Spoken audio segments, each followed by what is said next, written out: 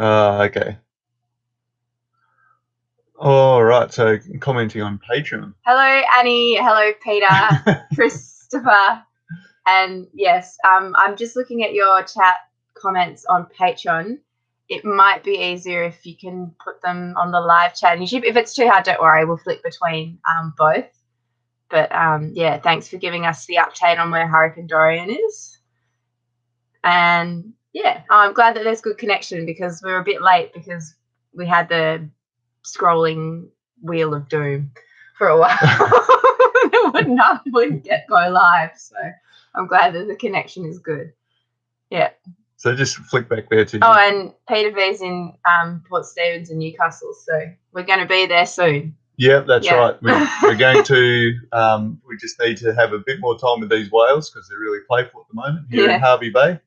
But halfway through the month, we're going to go through the Narrows, and we should be going down fairly quickly. We really want to see the Clarence River. It sounds amazing. So great connection. Okay. Oh, look at that. Nigel's right there in Christchurch. Oh, wow. Actually, that's moved north and got slammed by the Kaikoura one. Oh, man. It's not you, is it, Nigel? Yeah, I had some friends who a friend whose mum and dad was sitting in a camper van in Kaikoura when it sort of went. But they said they had like the best 2 weeks because they were engaged in like helping others and going down and eating crayfish, and they love camping out anyway. So they just were running around helping people, taking a generator to place to place, and they just felt really like useful. And yeah, camping's their life sort of thing. Just being Kiwis, they love the great outdoors. Yeah. Like us, we like the great outdoors, but we just take our house with us. So, click back.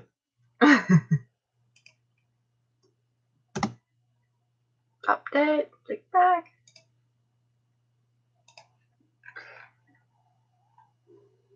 Seven.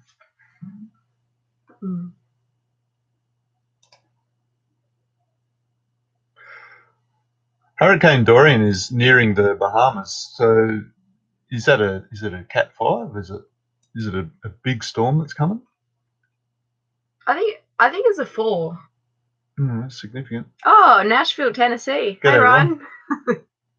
How's things in Nashville? No storms there. If you've just arrived, we were talking earlier before, and we're just ask us any questions that you'd like to us to fill you in on. At the moment, we've backtracked a bit. If you're watching the videos, sort of we're heading down to Brisbane. We've turned around, we've come back. You're sort of aware that we're not where we say we are. Yeah. But we kind of are where we were in the videos lately at the moment because we're at Fraser Island, so we're just we've come back here 5 months later, so we're here for a different season. We're here for winter when it's actually the humpback whale migration, so there's a lot of humpbacks in the bay. So. Yeah, it's amazing. Yeah. And Chris there is saying, where are we off to? It was time to spend some time with family. I hadn't seen my family for 2 years. I hadn't seen your nieces for 2 years. Yeah, and I mean, obviously that's not going to go up on video. So it's good that you ask, and we do want to share that with you guys. So we flew. That was in March, and we flew to Perth. No, that was in April. Sorry, and we flew to Perth in May. We had a few weeks in Brisbane, and then we flew to Perth in May. Yeah. For a while there, you were the only person with us there, Nigel. That's why you can only see you were hot on the money. And also when we put Marul up, we were doing some house sitting for a friend as well. So we'd had to race through this region, which and that's why we've come back, because it's. But it was kind of a sort of a blessing in disguise, because it was really, as you would have seen in the footage, it was really stormy and unpredictable, and we just wanted to make the most of getting through and coming back when it's a little bit more. The weather's a bit more settled at the moment, so. A bit more amiable. Yeah. So, yeah, summer's very thunderstormy, and even as we go down the coast, we're expecting that we might see a little bit of that sort of action as well. John, hello, John. Oh, g'day, John. What's that? He watched the humpbacks on his grandfather's boat in Alaska. Southeast Alaska. That's another place where we were just saying to Nigel before that we can't wait to go to New Zealand, but Alaska is. Yeah. We dream about it. We're actually sent by an Alaskan some preserved moose and some salmon. Yeah. That he canned and himself. some lingonberry or some sort of berries, wild berry jam. Yeah. So he sent us 3 little jars of his preserves. It was really cute. John sent the smiley face, his signature. So are you still spending, you still getting up there in Alaska when the weather suits and still spending time with those humpbacks, or swap back? Just want to double check that everything's okay on Patron. Yeah. What does that mean? The notifications, yeah. I'm not sure how to get to the live chat.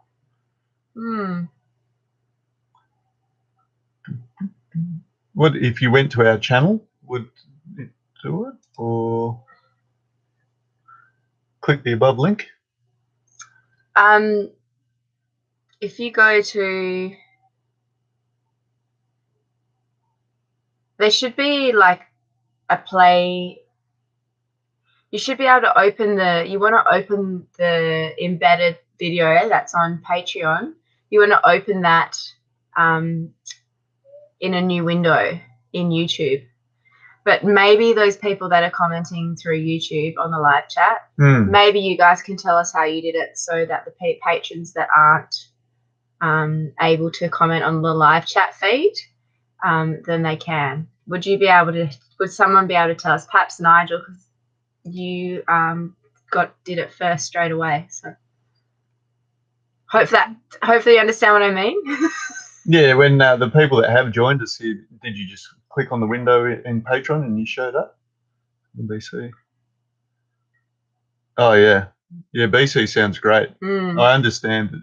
I understand that it might get a bit rainy there if we spend the winter. Yeah, I clicked in Patron. Okay, so maybe if you click the actual window. Don't view it on the wall. Click the actual window, and then it should send you to YouTube. I think. Did you click the link or the window there, John?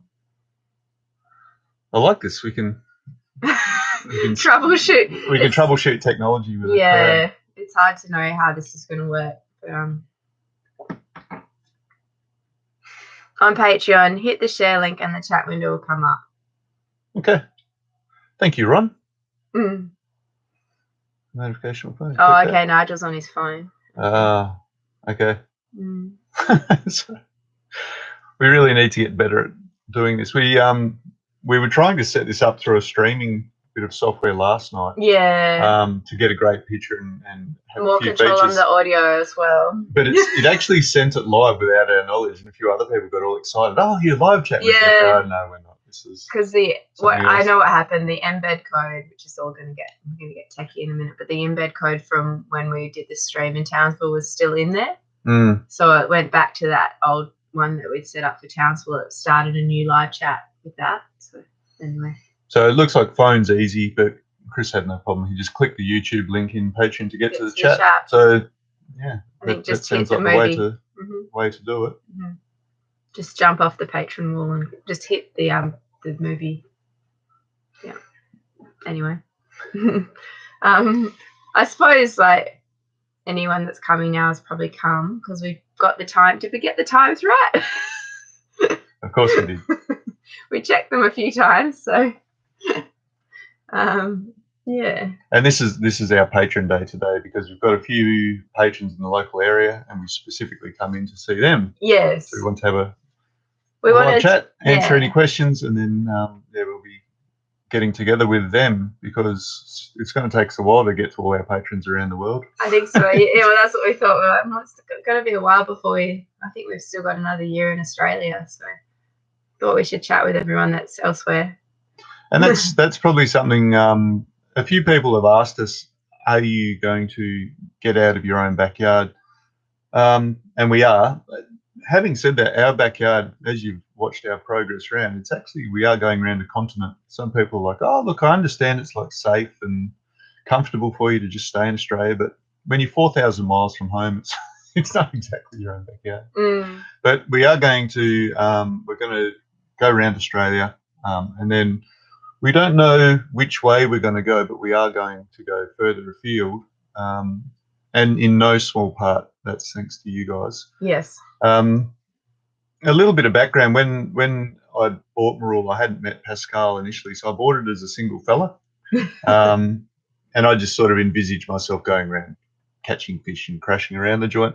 But with the two of us, we would like to go a bit further afield. And when I bought Marul, I bought just a cheap boat, and I left quite a bit of my other savings behind in the bank. So we would like to crack into my life savings, get a larger boat that might fit two people a bit more comfortably, but also one that can go on larger expeditions. Because if we come and visit you guys in BC and Alaska, we're going to need things like survival suits and stuff like that. The safety equipment in cold climates takes up a lot more space. So, does your head on board store waste? This one? Sure does. Or does it get pumped out to sea? When we were in Brisbane, so we were explaining before, we stopped in Brisbane, we went off to go and see family, but another thing that I did was build a holding tank. And it's not huge because, it's only a little boat, but it's big enough for us to go for a week. So when we're in enclosed waters, in rivers, in marinas, we can shut our skin fitting, our overboard discharge, and it just fills up a holding tank. And then we can discharge at sea once we're a certain distance from land. So all of our waste management, apart from just we try and do what's right, we also try and do what's legal. Yeah. So that tank is actually like here, sort of. Well, a bit lower. Yeah. What level? And with the actual tank, when I built it, it can be pumped out when we do go down to. So if we go down to, say, a large river system, we spend a couple of weeks in there, that we might have to go to pump out facilities. So it can be pumped from deck, but I built it in such a way that it's above water level. So you don't have to pump out the tank. All you have to do is open a skin fitting. And even when we go sailing, it's really nice. You can hear it. When we're heeled over, all the water goes up and cleans the tank. Yeah, it self-cleans. Because a lot of holding tanks that we've seen on other boats, there's no way to clean them. They smell. Yeah. They smell bad. Yeah. Yep. Yeah. Good question, Chris. Oh, okay. That's cool. The road trip around Western Canada. That sounds amazing. Yeah, that does sound really amazing. That sounds more exciting than watching videos. Really behind on your videos. That's cool. You'll be able to binge watch them all. I'm out of date on what you've been up to. Yeah. I guess everyone is. Yeah. What would you say was the smallest comfortable boat size for what you're planning? There's a couple of boats that we've been looking at, and one of them, if you look at a Swanson 42, that's probably a bigger boat than I ever envisaged. I always thought like a 38 footer was my maximum size, but the 42s they're a canoe stern.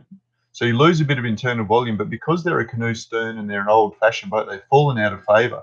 So it's possible to get a 42-footer in reasonable sort of condition. Did you tell everyone what it was? The Swanson 42. Swanson 42. Yeah, they've fallen out of favour. They're not very trendy. So you can get like a 42 fairly high-volume boat with a reasonable sort of low draft, because if you've been watching our videos, we like a small draft. I think it's 1.7 metres. Yeah, but for like 6 foot or something. I don't even think it's that much. But in any case, a boat like that, which is world capable, we might be able to pick one up between 60 and 80,000. Which is about like 50,000 US. It's really cheap. We saw a West Sail 43 for sale in Langkawi But it's been fitted out with bamboo on the interior. Yeah. And a couple of artists have owned it, and I'm not sure whether You they've can go and maintained check it out. Like it's a really cool boat, but yeah, we don't really like the interior. And I don't know if they maintain the engine because they've got leather couches and stuff in there. I don't know if it's seagoing. Yeah, it looks like it's been a marina boat. I don't know. It looks it is a salty boat, but it hasn't been out sailing. So the smallest comfortable boat size for what we're planning, it would depend on the boat, because there's some really great US made boats that you could do it on the 36 footers. The internal volume depends a lot on the beam. But the Swanson 42 looks pretty good because it's got. I don't really like center cockpit for a number of reasons, but this one, the center cockpit, well, they've got a great pilot house, so there's a lot of shelter there. We can modify it for when we go to cold climates. We can put a heater in there. I can do a lot of modifications to the basic boat, and they're already like in hard weather. If things get nasty, they look pretty good with that double ender. And like I said, they're not fashionable, so being contrarian can save you money. On a boat. Yeah. No access to clean. I'm a retired plumber.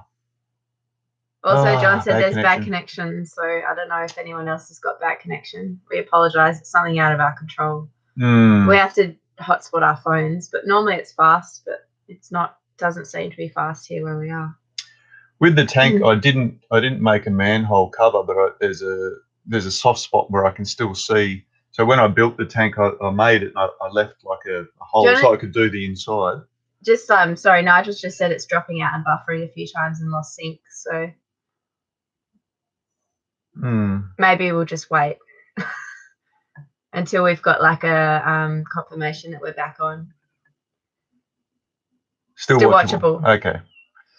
Yes. Right. So the access to clean, I would actually have to cut back into it. I just wanted to cut down the amount of leaks to zero because it's a solid tank. Did you talk about the fact that the suction pump, you could open all of the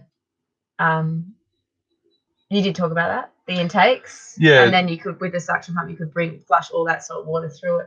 Yeah, so apart from when we go sailing, we can open because there's three openings for the tank. There's one from the toilet going in. There's one from the holding tank going out to the outside world. Okay, and that's by gravity. But there's also a 1-inch breather that's got a ball valve on it as well. So when we go sailing, we just leave the 1-inch breather, and when we go heeling over on our port side, the water rushes up, flushes through. It can come in through the breather because that goes underwater, and it washes the tank out. The sea does that for us. But also what we can do is if we went to a shore facility and pumped it out, we can just crack the bottom sea cock that's underwater and close the breather, create a vacuum, and it will actually pull salt water all through the pipes as well. Yeah. And I made everything big. Yeah, you should see.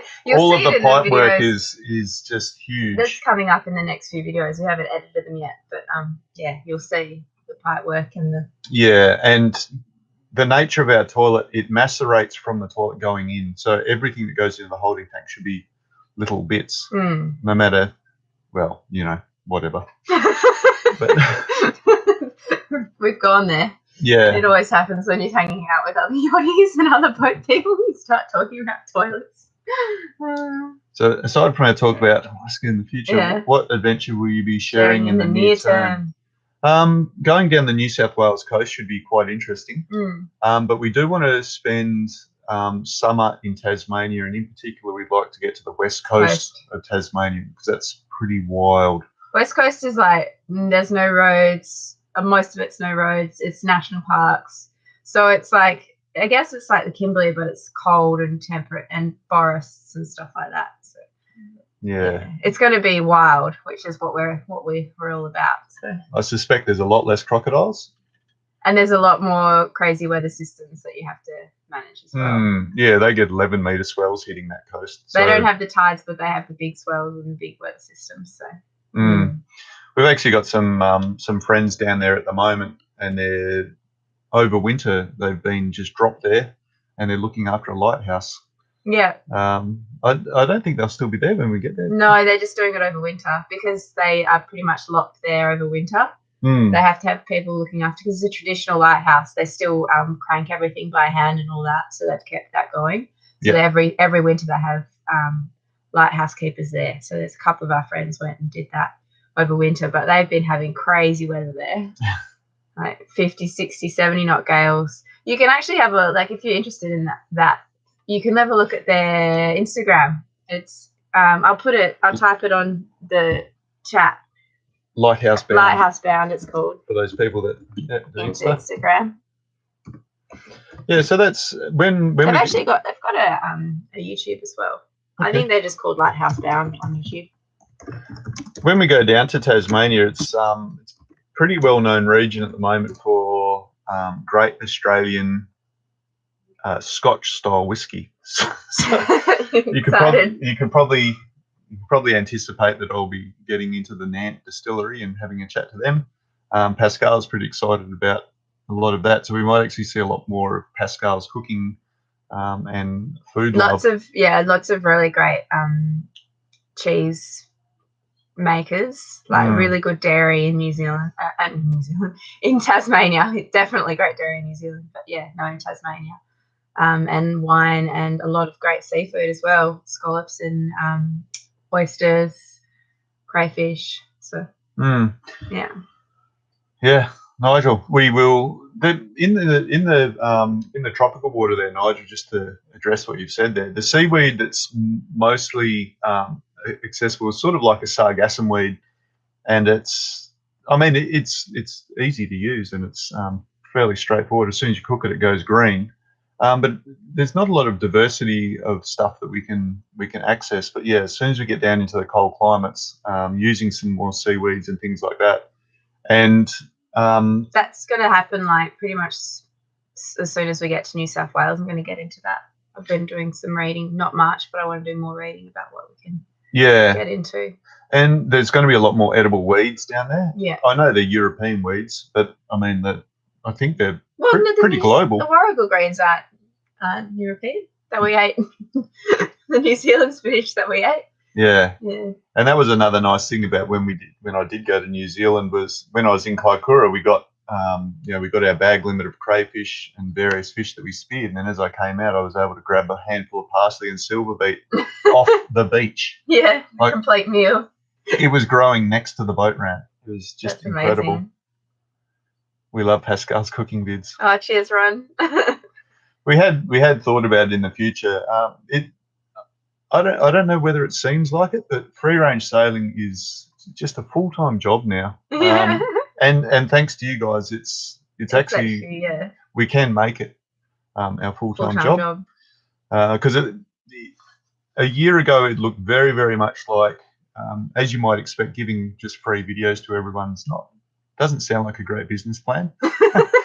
But because of you guys, our patrons, and the contribution you've made, we've been able to continue another year than what we anticipated, and doing this as our full-time job. And just to let everyone know, you clocked up how much we've spent on camera gear and upgrading and actually investing into the business. What was it? Close to $20,000, wasn't it? Yeah. On the camera and computer gear, it was about 20 to 25 grand. So it's quite a lot. I think you'll notice, which is really exciting, you'll notice in the coming episodes, because when we were in Brisbane, we had a bit of a splurge and got a whole lot of camera gear. So we're really excited. We'll be able to share with you some I guess, more professional footage, hopefully. Yeah, we want to just keep the same spirit of free range sailing, but we just want to deliver just better imagery. Yeah. And some people have been commenting that, we're not going to go crazy with drone footage, just have these endless vistas of drone footage. But it's been a lot of fun sort of getting the drone into spots and basically using it like a tripod with extremely long legs. Yeah. And a tripod you can use over water. So that's been, it's been really great. Mm. So hopefully you guys are seeing that. And so the money, what I'm trying to say is the money that you've actually sent us, you've actually been investing in free range sailing. We've taken that money. We haven't been splurging it on well, we had a night out last night. Yeah, we went for a meal last night. but we haven't been squandering it. We have been trying to build up free range sailing to make it better. And we sort of feel like we owe you guys that. Yeah. That's, Coastal Silverbeak comes pre-sorted. Yeah, sure does. that's true. And with regards to Pascal's cooking vids, sometime in the future, it would be really nice to have an additional part of the channel where we devote a bit more time to that. Yeah. I can see a lot of people do love that. We're thinking it might even be an offshoot at some point. So Chris has said, ever any concerns about security? Any unsavoury characters out there to be watchful for? There's a few unsavoury characters in the comments of the videos every now and then, but not really. As we get further south to Sydney, the security concerns are that we'll have to padlock our hatch when we go out. But to be honest with you, a little 30-footer doesn't really draw the eyes of thieves that much. It would be funny, like, it's good. It's kind of deceiving because there's thousands of dollars of camera gear on our boat. Unless they were in the know. I guess that's a good thing about not being too famous.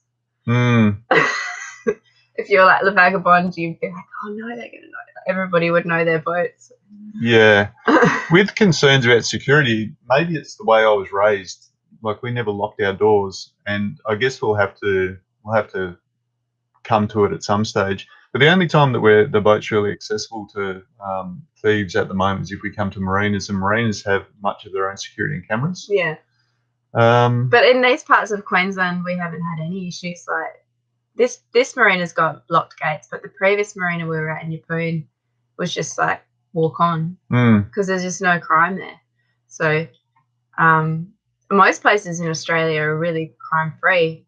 So I think a lot of country Australia still has fairly intact communities. Yeah. And so when you have that, your crime's pretty low. I guess once we get into the cities and stuff like that, where you don't have that community feel and people are a bit more fractured, different.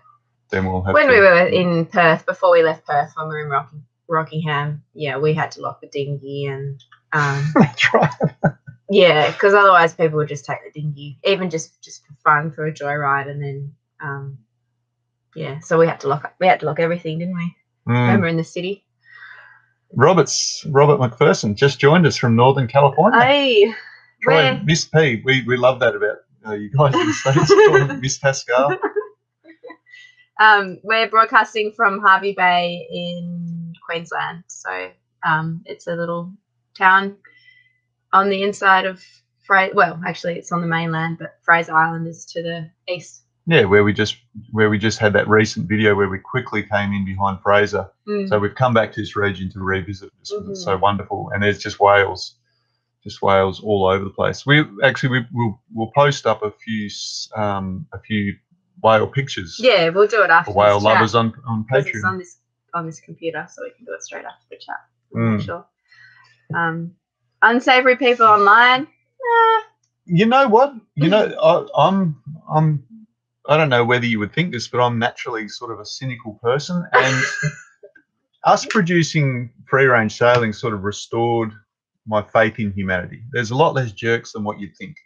So every now and then we'll get some people, on there, and they'll say some dumb stuff, but whatever. Most of those comments, it says more about the person that's making the comment than, we don't really take it on board, because most of the comments we get are just really great. If they're really rude or it's unpleasant, then we can just block them. So block them. Yeah, so that's no big deal. We just hide them from the channel, so you guys don't see it and we don't see it. So that would be the worst, actually. We don't mind someone having a bit of a go at us. But some of the people that watch us are, they're older people, and they don't necessarily understand that some of these people aren't arguing or saying these things in good faith, and they'll engage with them in good faith. And that's when we do step in, and because I like to let people have their say, but if they're using profanity, if they start swearing, like someone was really obnoxious to one of our patrons, Andrew, and we were just like, no, it was rude. Just get rid of them. Yeah, so we just blocked them. Well, actually, they blocked themselves. They're like, no, I'm leaving. We're like, great. That's right. I wrote a reply to him. and I just told him what I thought of him, and he blocked himself, which was great. It was a win-win. Love you too, and I have very, very good taste. Thank you, Robert. Yeah, before you showed up, we were just thanking everyone for their contributions, and you're included. Yeah. And we were just saying that we have upgraded the camera again. We're hoping that it shows. So the power, Marlon Brando accent. Can I please have some more tea? You can certainly have some more tea. But you have to keep talking while I'm pouring. Oh yeah. Would you like milk? I'll double check that. Have you thought about scuba diving in addition to free diving? Oh, that you can talk about that, Troy. Whenever I'm blowing bubbles underwater, it feels like I'm back at work. But scuba diving it just involves carrying a compressor and a generator and things like that. So a very high cost. And at the moment, despite your guys' generosity, we're not swimming in the cash to do it. In future, if we were to make a little bit more money, we just don't want to hassle people for funds. I've seen a few other channels where they're like, donate this and that and that. And it's remarkable that you guys give us what you do, like unasked for. But it's a really expensive addition to cruising, and a lot of weight. So we can't do it certainly on Marul. There's no space. I have thought about putting a engine-driven compressor on a boat, okay, with an electronic clutch and a PTO, power takeoff, and actually putting a little compressor and running a hooker. But we'll have to see. I know Pascal would love to go diving. Scuba diving? Scuba diving. Well, I've never been scuba diving, so I don't really know what I'm missing out on. So. Yeah. We really do like free diving though. It's the fish like it a lot more. I was a professional aquarium collector at one stage of my life, and the fish are definitely a lot calmer around a free diver. And you might have seen that in some of our footage, particularly when we can go down, we can place a camera, and then we can dive around. And the fish are a lot more relaxed. When you're blowing bubbles, sharks don't come anywhere near you normally when you're scuba diving as well. Like they'll come, but they'll stand off a bit more. When you look very strange and alien. I look strange most of the time, but we've been able to have some closer interactions actually free diving. So the only thing is that more gear for sure. It's definitely like that. There isn't any space to have scuba gear on Marul, so we have totally run out of space. Yeah. There's nothing left for us to. We basically replaced all the food that we had because we stopped for 6 months in the Kimberley to when we went up WA coast because it's so hard to provision there. Basically replaced all that food that we had with more camera and computer equipment. Hilarious. One thing that people might not think about with a 30-footer is everything that you need to cruise, it all weighs the same. People weigh roughly the same, with some variation. A box of spanners weighs the same, a hammer, all the rest of it. So a 30-footer that's only 4 ton, like your tools and the people make a massive percentage of what we can carry, whereas something like a 19-ton boat, it's just a drop in the ocean. So we just cruise around basically with our waterline about that far underwater. And we often get some old yachties, that's a bit overloaded. And it's like, there's nothing we can do.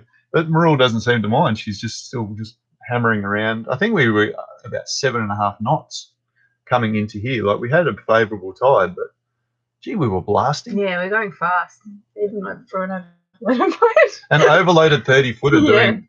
So it would have only been a knot of current. So we were still doing 6.5 knots. It was just amazing. Can I please have my tea? Oh. Carla and David, thanks for enjoying our free diving. For other channels free dive as well instead of scuba. We scuba, but we want to free dive more. Yeah. Yeah, I heard someone say, and it was a nice way of looking at it. When you go scuba diving, you do it to look without, and when you go free diving, you do it to look within. Really because nice. you do have to sort of adjust your heart rate. I have to put some milk in this. It's quite tanniny. Yeah, a big part of free diving is just keeping your heart rate quite steady. So you're encouraging yourself to really relax. I know it can be relaxing scuba diving, but yeah, when they call it free diving, I think it's free of equipment, free movement. You really like it. Yeah. That breath hold, you know what? Like, we must have had a great day then. Like, I was having a good breath hold. Pasky broke her record. Jump on in there. Yeah, that was my longest breath hold. That was 1 minute 45. Because even we were watching it again, and I was holding my breath. And I was like, "Oh, that's pretty difficult." So some days you do have better days than others. And we hadn't even been like that was one of our second dives after 3 or 4 months not diving, but we'd been really healthy over those few months, hadn't we? Like we hadn't been out partying, we've been eating really healthy because we've been sort of restricted on the boat. Remember? We just yeah. So we did do that. I think it's like you've got to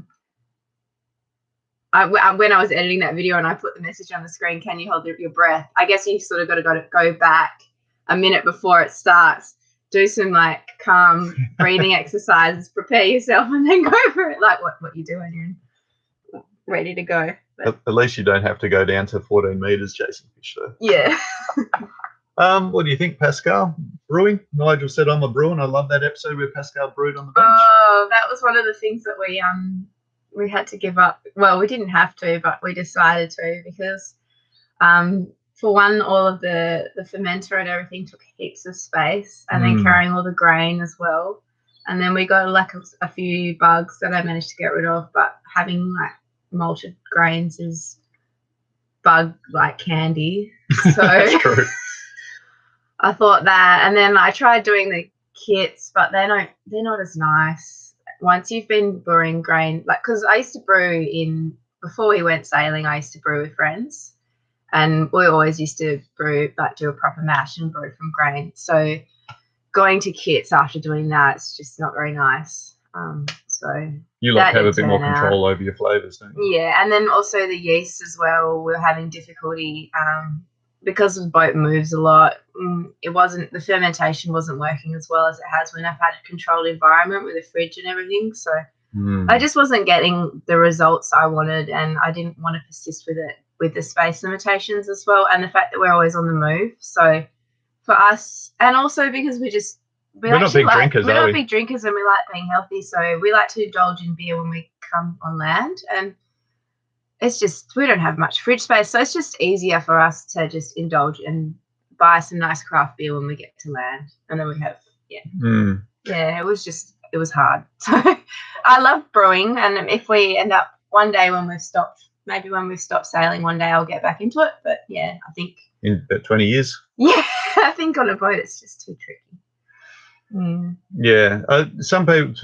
I like spirits, but I like properly aged spirits. I know that you can just distill like hard liquor and then put flavors in it, but that's sort of not really my thing. Yeah, that's just drinking for drinking's sake, I reckon. Like distilling alcohol and then putting a flavour in it. I don't know. Like we're more into like the actual, like when you're drinking a scotch or a rum or whatever, you can actually taste that it's come from, from the barrel or from instead of adding just the flavour enhancer. I don't know.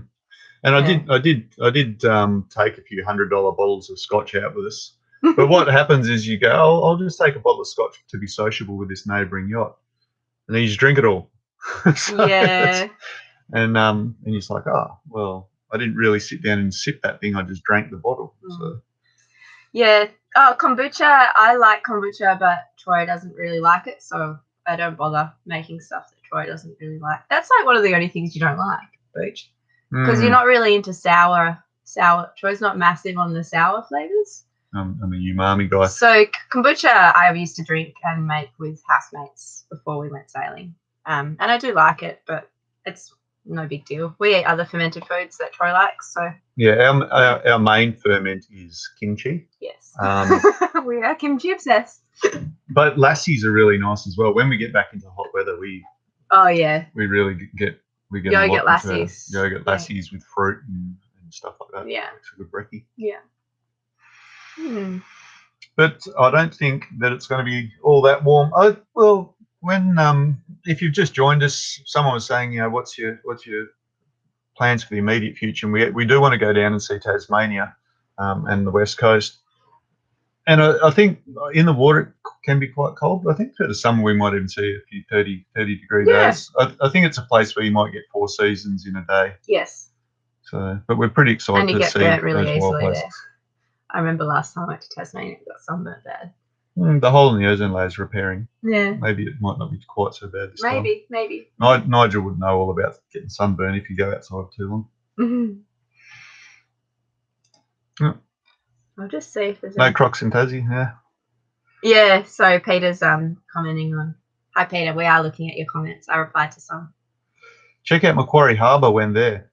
We've heard a lot about the west coast of Tassie. Like we hadn't really thought much about it, but it just looks beautiful. The photos we've seen, the yachties that have visited there, we're super excited about it. We are really excited about it.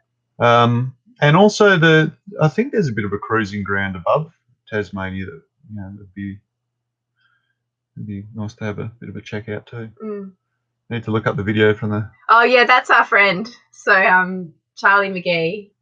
We've used his music a bit in our videos, and yeah, he wrote that Kimchi song. It's like one of Troy's favorite all-time songs. And one year, he has a festival every year actually in November, and we were lucky enough to go one year. And when that song came, like he performed with his band, and when that song came on, Troy just went crazy. He was like, "Yes, I love this song!" He was just jumping up and down and going crazy. I think I picked up a few people. Yeah, you did. You threw some of the girls around. Oh, it was fun. We actually used the Kimchi song when Dolphins in Kimchi. Yeah, Dolphins in Kimchi, and also in the How to Make Kimchi video. But yeah, he's got great music. If you want to check out, he's a permie. He's in permaculture.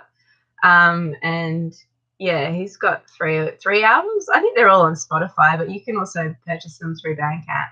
Formidable Vegetable Sound System. They're fantastic. We love them. We put them on a lot on the boat. So. And they're on our Spotify playlist, aren't they? Some of the songs that we've used, I put on the Spotify playlist. So. Yeah.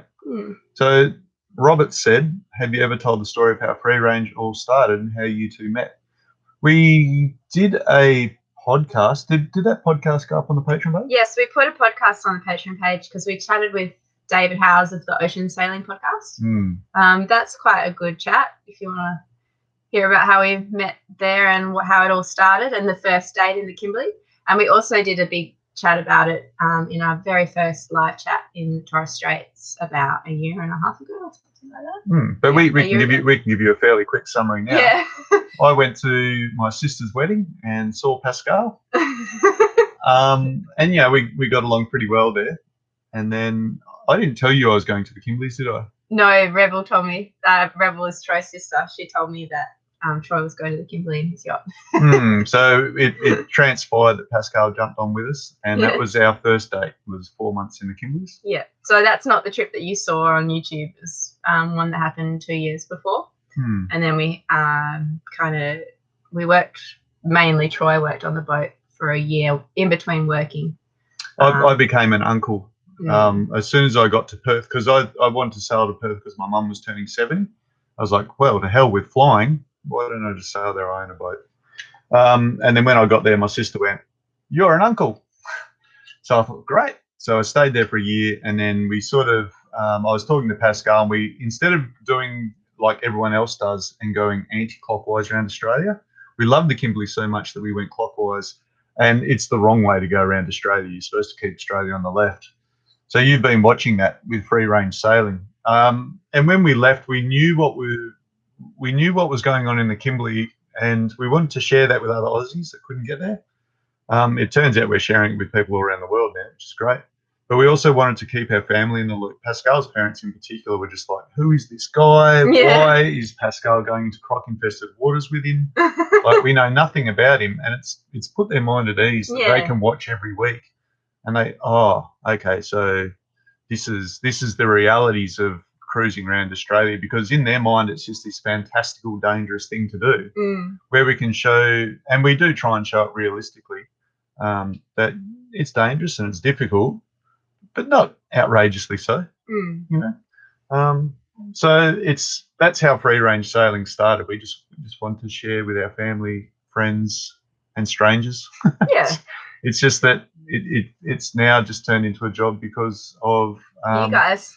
you guys. Mm. And a few people sling us a bit of money on PayPal, but we couldn't do it without the Patreon. Without Patreon. We couldn't do it. It'd all be over. There would be no free range sailing. It's just like, it's so reassuring to know that we're getting an income, like to come into port and be able to get the things that we need, like get new camera gear, upload videos to the music, like buy more internet, come into a marina and just like clean the boat, do the laundry, all those sorts of things that would be hard if we didn't have an income. And also just reprovisioning some high value food and things like that. It's nice too. Yeah, that's exactly right.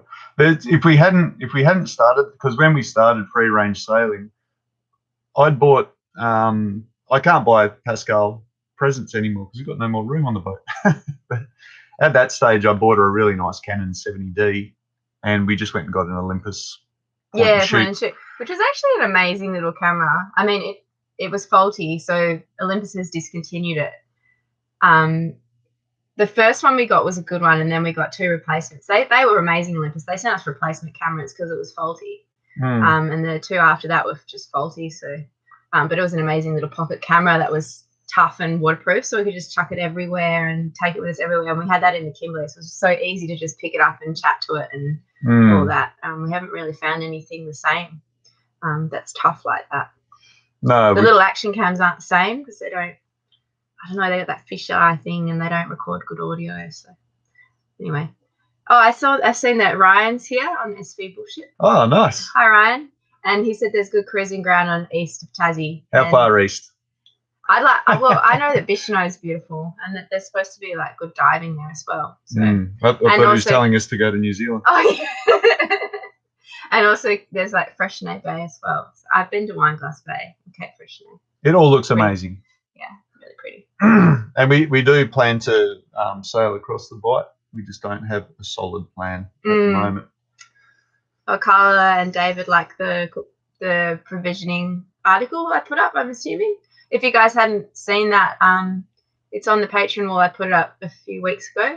I've been working on, it's probably going to be a chapter of a larger ebook that I'm working on that you guys will get to see first. And I want to basically do all the development.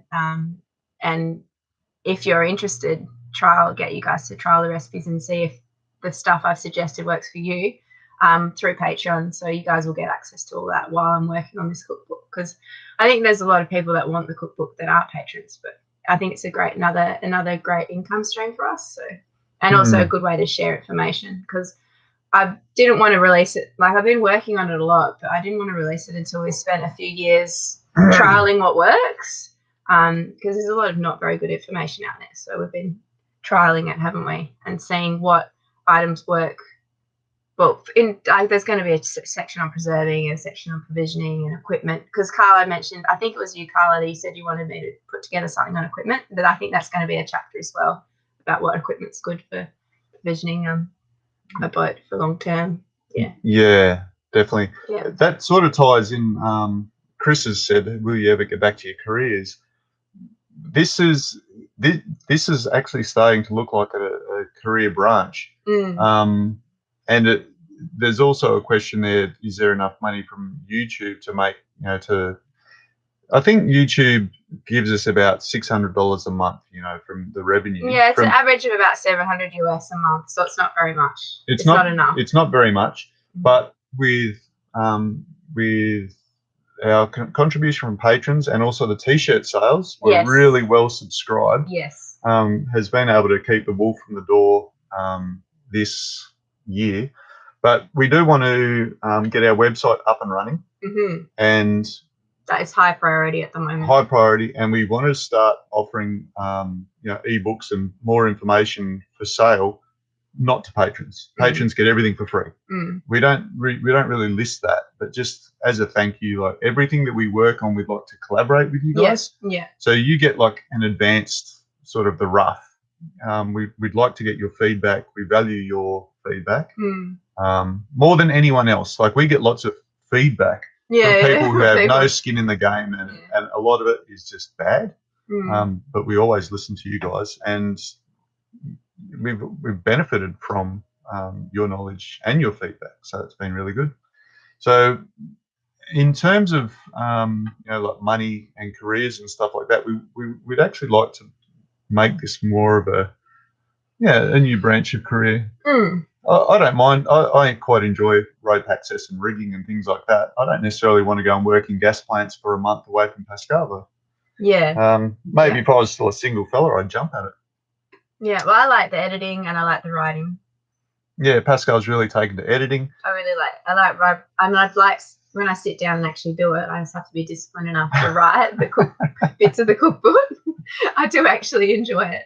I did write an article for Sistership, and you're putting together some articles to submit to Cruising Helmsman, just so we get a little bit more exposure, and it's another income stream as well. Yeah, we need to sort of think about getting just growing our viewership, because the traditional way that most people that have a big viewership on YouTube is nude thumbnails. Yeah, or bikini thumbnails. It's not really an option that we want to go with.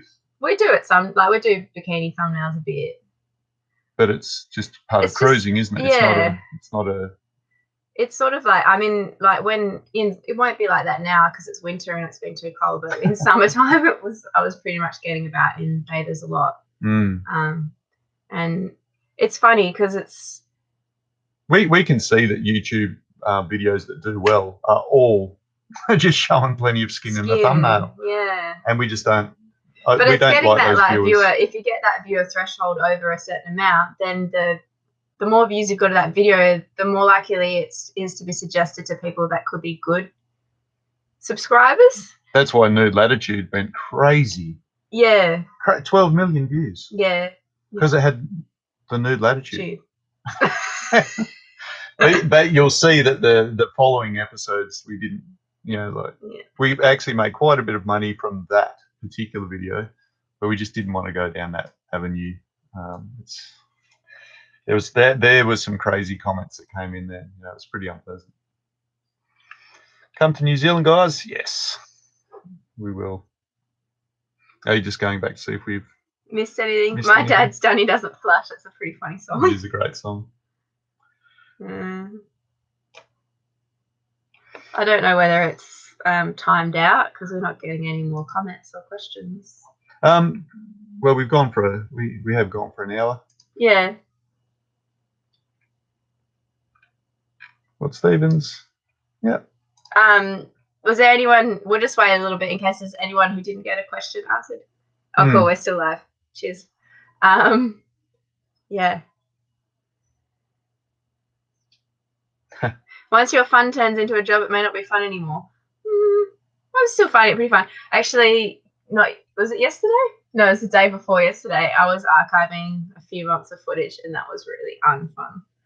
I was really grumpy and miserable. Archiving footage is hard because you can't keep all your footage because you just have terabytes and terabytes of footage. So you've got to go through everything and see if it's worth keeping, and then you've got to export the edited movie files. And anyway, it's a real mine.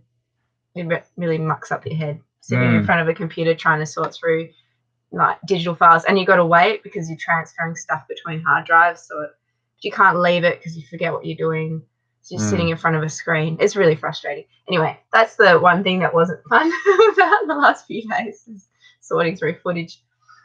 Well, yeah, once your fun turns to a job, it may not be fun anymore. Sometimes sailing's not fun. Sometimes it can be scary and it can be drudgery.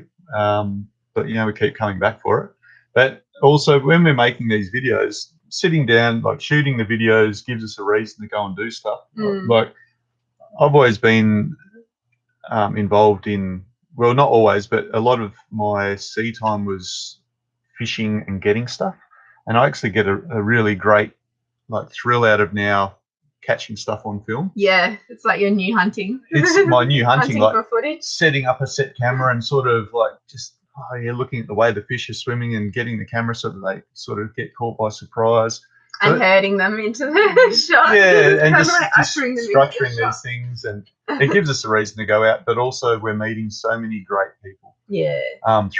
We can drop into most towns now and have instant friends. People are happy to see us.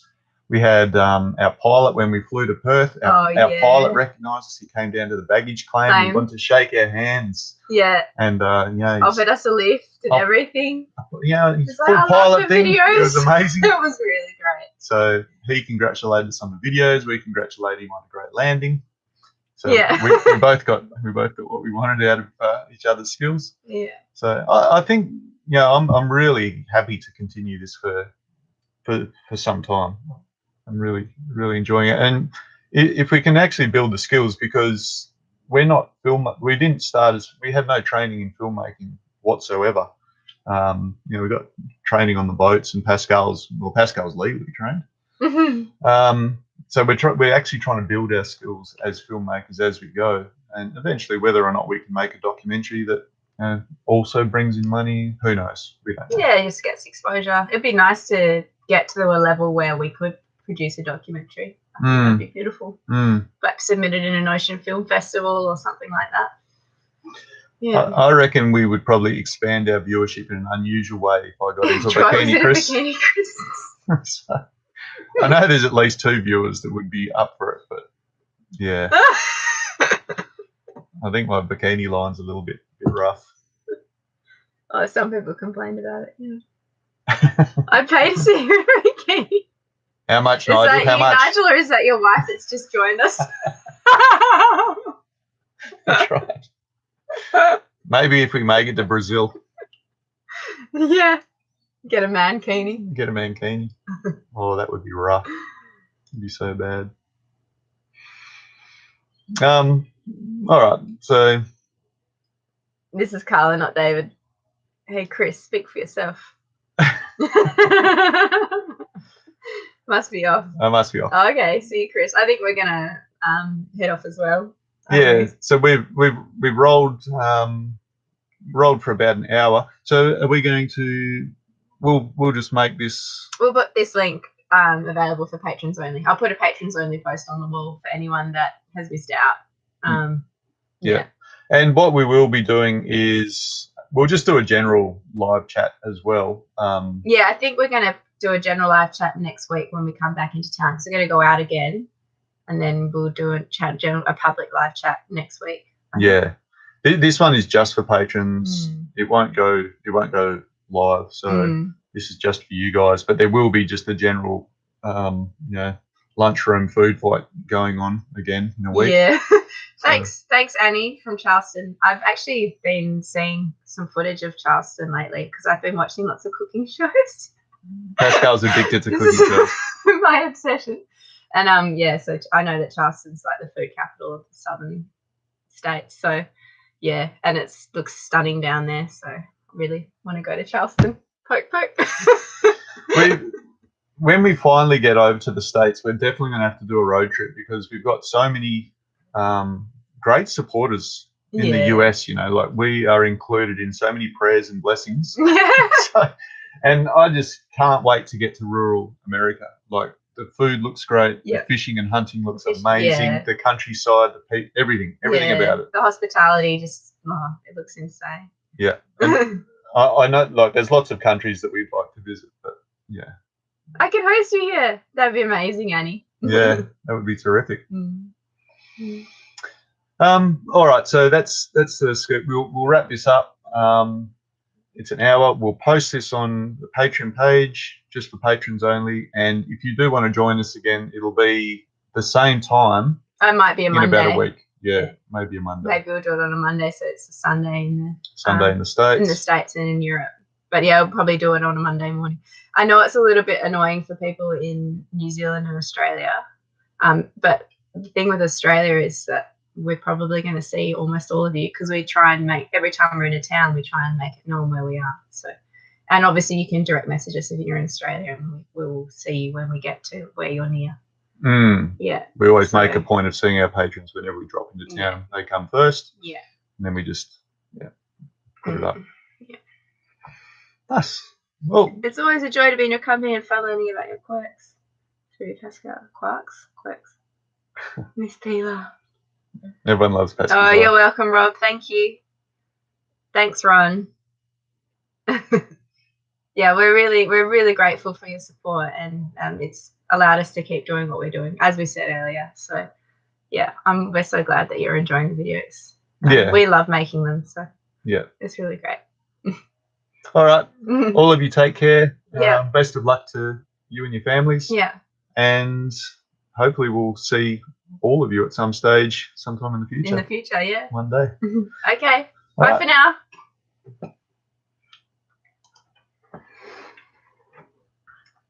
Ciao. Ciao. Are you sure?